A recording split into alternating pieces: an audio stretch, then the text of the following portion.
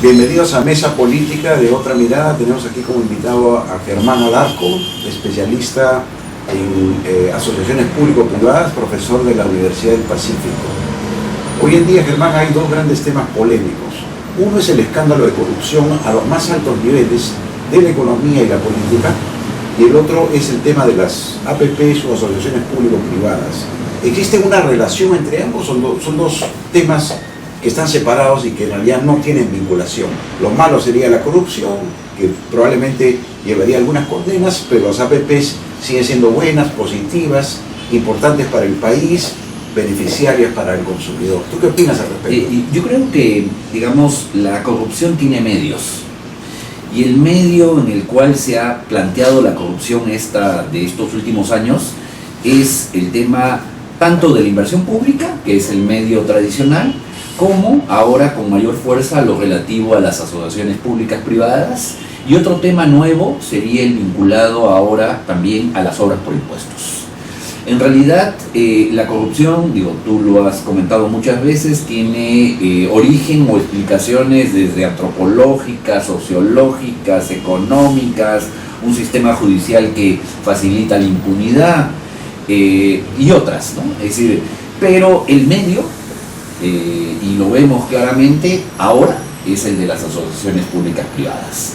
¿Qué estamos diciendo con esto? Que efectivamente se ha creado un marco institucional que ha evolucionado en el tiempo, pero que en realidad ha propiciado mucha corrupción si uno examina en proyectos muy concretos y muy importantes. De algún modo facilita la corrupción. Así es. No son necesariamente corruptos, pero conduce o lleva a que haya estallidos de tanta corrupción adelante. Así es. Yo debo señalar que efectivamente respecto a cómo se prestaban los servicios públicos en los 80s, hay una mejora.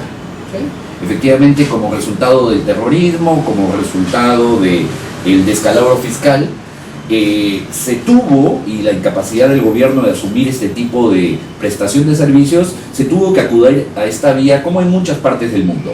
Sin embargo, lo que vemos es que seguimos en el sistema como si nada hubiera pasado. Las finanzas públicas mejoraron claramente, hubo superávits, pero las reglas de contratación siguen siendo prácticamente las mismas de los años 90. O sea, no han evolucionado. No han evolucionado. Desarrollo institucional. Así es. Y yo creo que mucho de esto es culpa de la tecnocracia. Si uno evalúa los sistemas de asociaciones públicas privadas en Colombia o en Chile, va a encontrar que hablan de la tercera generación, de la cuarta generación de contratos.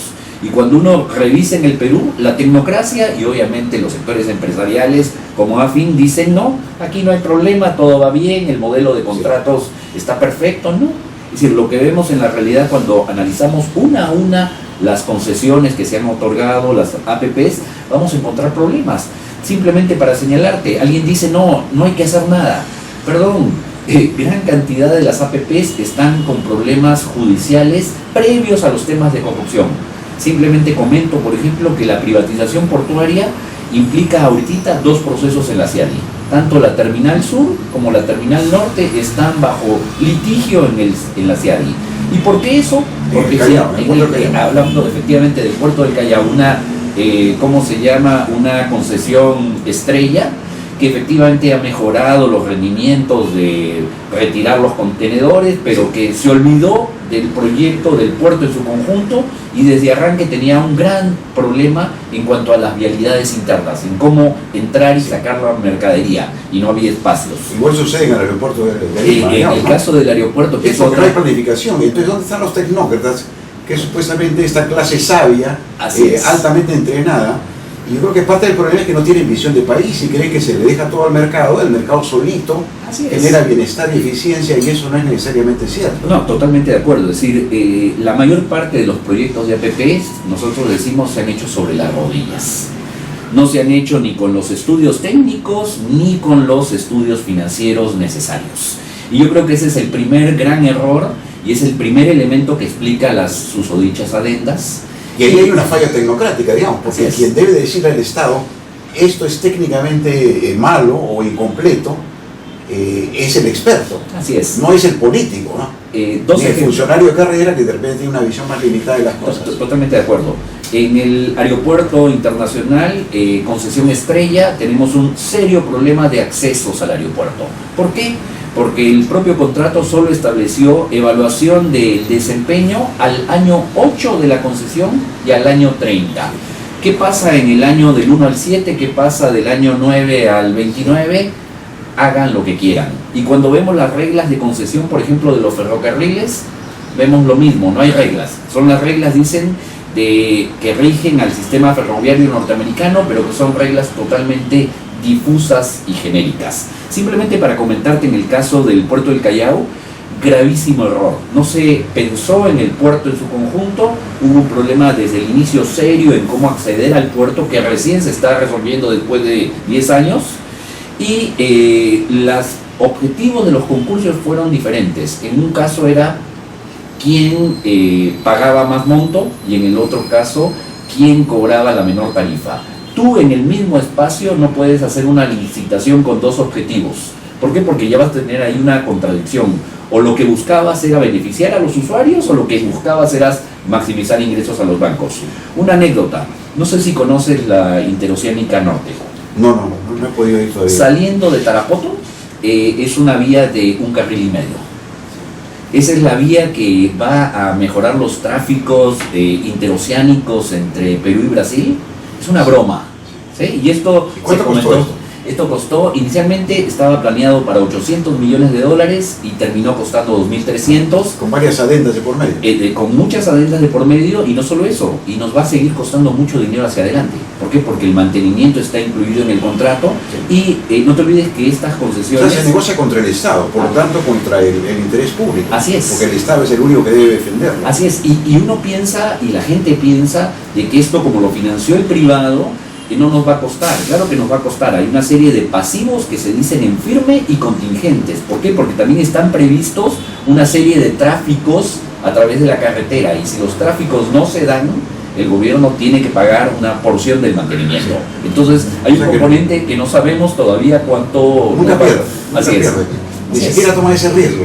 Así es. Cuando se supone que deben ser entidades, digamos, capacitadas pues, para enfrentar los retos del mercado. No, y un tema muy grave, Paco, el tema de la interoceánica. En realidad, la forma de transporte, técnicamente hablando, más económica es el transporte marítimo, para la distancia larga. La segunda modalidad es el transporte ferroviario.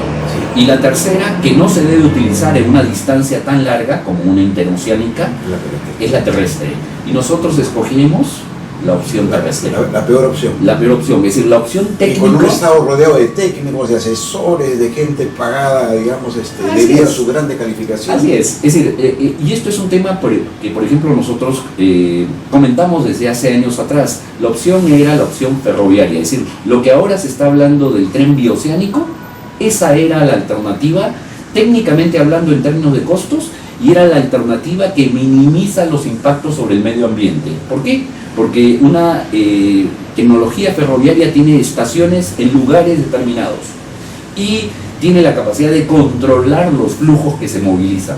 Entonces, obviamente, ¿qué tenemos en el caso de la Sur? Que la Interoceánica Sur lo que ha promovido es la destrucción del medio ambiente. Ha promovido la entrada y operación de mineros ilegales que están destruyendo el medio ambiente. Lo que hubieras hecho en ambos casos es una integración ferroviaria. El problema es que... Y para la tala ilegal también. Así es, totalmente de acuerdo. Resulta que los ilícitos, los agentes ilícitos son los más beneficiados. Así es. De las nuevas vías de comunicación. Se hablaba, y esto es un dato, que el tráfico que hay en la Interoceánica Sur al año, propiamente interfronterizo, son $3 millones. Es decir, construimos una carretera que moviliza carga de Perú a Brasil por entre 2 y 4 millones de dólares. Perdón, eso es una aberración. Más costo que beneficio. Y Así eso puede es. ser un resultado de la corrupción, digamos, ¿no? Porque la corrupción hace que obvies estos cálculos y que descuide los aspectos técnicos. Un tema importante que comentabas, Paco, es el tema del planeamiento. Es decir, Sí. hubo un momento durante la gestión de Carranza y Castilla, donde el que definía las iniciativas era el propio sector privado. Es decir, ellos iban con el gobierno, aquí tengo un gran proyecto, Sí. y ellos definían el proyecto. ¿Sí? Grave error. Es decir, tú lo que tienes que hacer es un mapa de necesidades, de determinación de brechas, y tú dices, aquí están los proyectos, aquí está la tecnología. Aquí están los parámetros de costos del proyecto. Es decir, obviamente todos estos proyectos se han licitado sin análisis detallados de ingeniería, lo cual ha llevado, no estoy diciendo que todas las adendas hayan sido corruptas, pero ha llevado de que tú planeaste el proyecto de 800 y termina en 2300. Ahora, las adendas, para terminar con este caso más específico, concreto, porque es un mecanismo que hay que discutir, ha sido diseñado por alguien y es imposible que esa persona que la haya diseñado o ese equipo no se haya dado cuenta que lo que iba a pasar más adelante, porque en el fondo es un incentivo perverso. Así es. Tú estás buscando adendas que te favorecen económicamente y en algún momento puedes decir, bueno, si la adenda no me la dan, ¿qué tal si manejo mis influencias, hago favores y de repente también, según los casos, ¿no? Así es. Doy un poco de recursos. Entonces, el corruptor se apoya en el mecanismo de las adendas, diseñado por algún experto legal, bajo este supuesto de la eficiencia y la necesidad que no se da por lo que tú me estás diciendo, y ahí tenemos un problema. Entonces, no es solo el caso del funcionario corrupto o una que otra empresa, digamos, que paga coimas. Hay una cuestión de diseño que debemos discutir y que ahora se está evadiendo. Así es. Por ejemplo, hay un tema relativo a dónde está el registro de las experiencias aprendidas de las APPs. Lo segundo, ¿dónde están los contratos? Que alguien me demuestre desde el gobierno cómo han mejorado los contratos a lo largo del tiempo. Lo que ocurre es que se opera con base a un formato y ese formato es el mismo, básicamente, que se aplicó en los años 90, en los años 2000, en el 2015, en el 2020. Decíamos que esto es un tema que va evolucionando en el tiempo, ¿sí? El tema de las adendas se trató de componer mediante un decreto legislativo al final del gobierno de Humala en el año 2015. Sí. Ahí se establecía que no podían haber modificaciones que afectaran los costos más allá del 15%. Que es lógico. Así es. Pero el propio decreto legislativo de Segura establecía que si hay problemas con el cierre financiero, se puede hacer una adenda. Si hay problemas técnicos, se pueden hacer adendas. Por lo cual creó la puerta falsa por donde se fue la... Es decir, ¿cómo puedes la establecer corrupción? ¿Cómo puedes establecer un sistema que permite adendas sin el cierre financiero? Ese es el ABC del proyecto. El ABC del proyecto es que hay que hacer una obra, hay que prestar un servicio, eso lo licitas y hay un privado que ofrece el financiamiento. Y es el problema asociado de lo que estamos viendo en el caso del aeropuerto de Chinchero. Es decir, había una serie de compromisos financieros. A final de cuentas, el empresario responsable de este proyecto no pudo obtener los recursos y ahora es el gobierno el que los pone. Pero se queda con la concesión. ¿Con la concesión por cuántos años? Por ya, 30 o 40 años, lo cual es un regalo, digamos. Así es decir, en realidad ese es otro tema, ¿no? Es decir, los concursos tienen que ser concursos con muchos, digamos, no se pueden admitir concursos con uno solo. Un tema para terminar, que yo creo que es importante, es que en el Perú no se aplica, como se aplica en muchas partes, un llamado comparador público-privado. Esto es, se define la necesidad, se define la tecnología, y lo tercero que procede y que debe ser transparente es, ¿por qué no hacerlo como obra pública o por qué no hacerlo como APP? Entonces yo lo que hago es hago una evaluación de cuánto me costaría en ambas modalidades y selecciono la que ofrezca el mejor servicio al menor precio. Eso no se hace en el Perú. Entonces obviamente es la puerta abierta para que los malos entren, para que los mediocres entren, y después, como saben que se pueden hacer 1000 adendas, pues no importa, ¿no? Y el que iba a participar en el concurso, que era bueno, tampoco participa. ¿Por qué? Porque sabe que esto es un sistema que presta a la corrupción. Claro, un juego de dados cargado. Así es. Muchas gracias, Germán. Muy interesante la conversación. Creo que una posible conclusión es que más que un modelo de desarrollo, tenemos un modelo de acumulación, ¿no? Que privilegia el crecimiento sin preguntarse en los medios que deberían llevar al crecimiento, ¿no? Que al final conducirían al desarrollo. Bueno, gusto de tenerte acá. Igualmente. Muchas gracias.